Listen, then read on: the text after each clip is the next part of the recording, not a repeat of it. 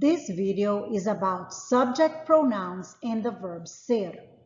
Let's take a look at subject pronouns. What are they? A subject pronoun is a personal pronoun that is used as the subject of a verb and, as the name implies, replaces that name, the noun.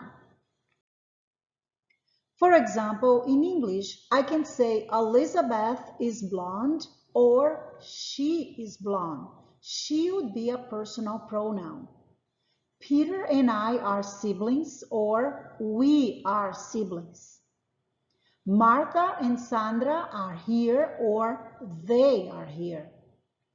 John is tall or he is tall.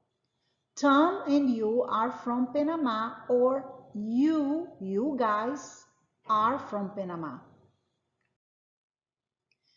Let's see the translation of the personal pronouns. In English, I say I. In Spanish, I say yo. Tu means you, but only informal.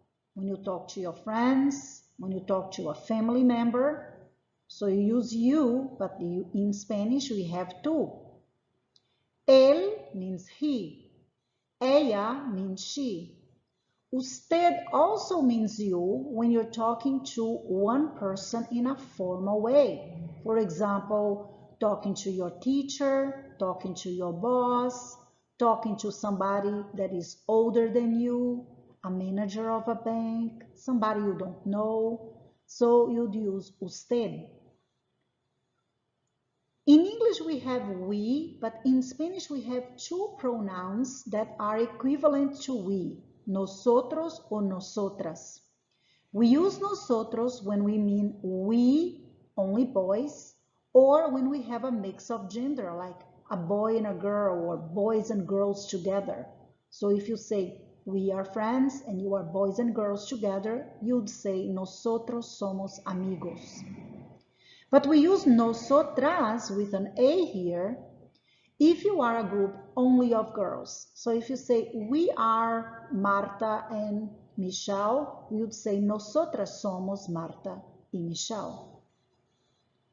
In English, you have they, the pronoun they, but in Spanish, we also have two pronouns. We have ellos when you're talking about more than one boy, a male, or a group of boys and girls.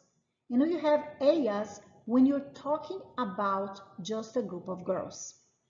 Finally, we have a pronoun that you don't have in English, not specifically. Ustedes, which is abbreviated UDS dot, means you all when you're talking to more than one person. So for example, if I'm talking to two students at the same time, I'd use ustedes. If I say, you are my students, you two are my students, you guys are my students, I would say, ustedes son mis estudiantes. Let's see how we can substitute a noun for a pronoun. For example, if you see Patricia, you can substitute the noun Patricia for ella. If you see Roberto, you can substitute Roberto for él.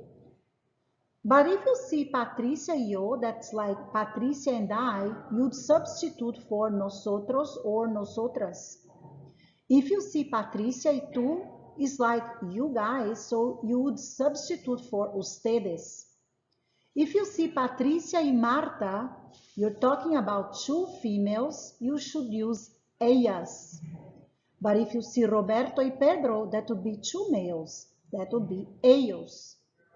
If you see a mix of gender, Roberto y Marta, that would be also ellos because you're talking about a boy and a girl. If you see Roberto y yo, again, so Roberto and I, it's like we would use nosotros or nosotras. And if you see tú y yo, like you and I, it's also we, nosotros or nosotras. You should memorize this chart conjugation because that will help you memorize verbs easier. So these follow the same order. Yo, tú, él, ella, usted. nosotros, nosotras, ellos, ellas, ustedes.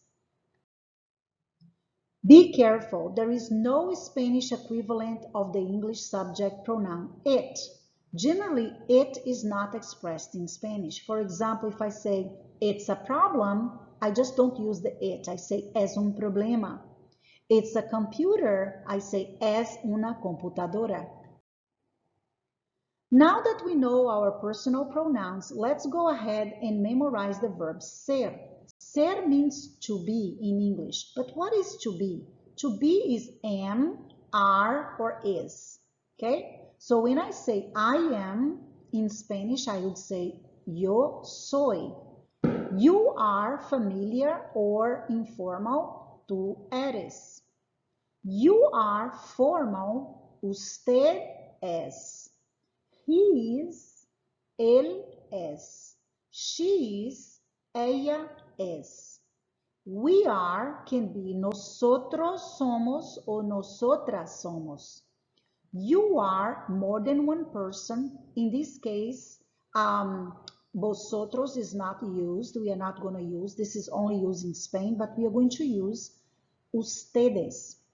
Ustedes son means you are, all of you.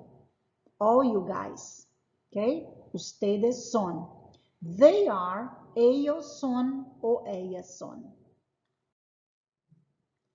Sometimes I'm going to ask you to complete with the verb ser. If you see complete with the verb ser, I mean complete with soy, eres, es, somos o son. You need to be careful to what kind of subject you have. For example, if you have Patricia, Patricia is like ella, so I say Patricia es mi amiga. Patricia is my friend. Patricia y yo somos amigas. Patricia and I are friends.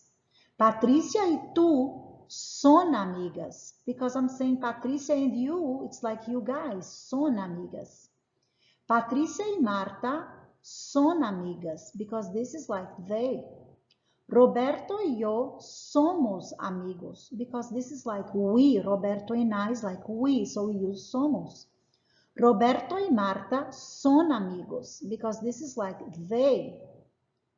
Tú y yo, you and I, somos amigos. Again, be careful. I know you see the yo here, but it's not about I am. I'm saying you and I, so it's we are. Tú y yo somos amigos. Whenever you need to say I am not, you are not, be careful too. The no in Spanish goes right before of the verb ser. So if I say I am, yo soy. But if I say I am not, in English you put your not after the verb, but in Spanish I say yo no soy. You are not, tú no eres. He is not, él no es. She's not, ella no es.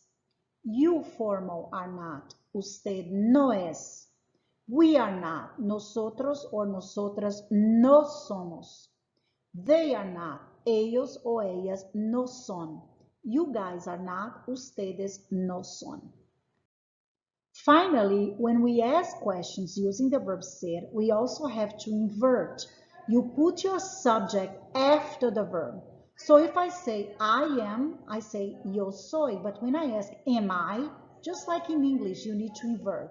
Soy yo, eres tú, es él, es ella, es usted, somos nosotros, somos nosotras, son ellos, son ellas, son ustedes. Well, that's all for this video. I hope that was helpful. Thanks for watching.